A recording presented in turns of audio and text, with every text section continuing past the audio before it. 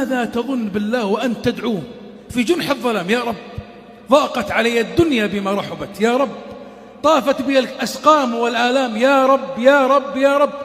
فيسمع الله أنينك، ويسمع الله شكواك، ويعلم الله معاناتك، فتنطرح بين يديه وتسمعه صوتك، فإذا بالله من فوق 7 سماوات يقول لبيك عبدي لبيك عبدي لبيك عبدي.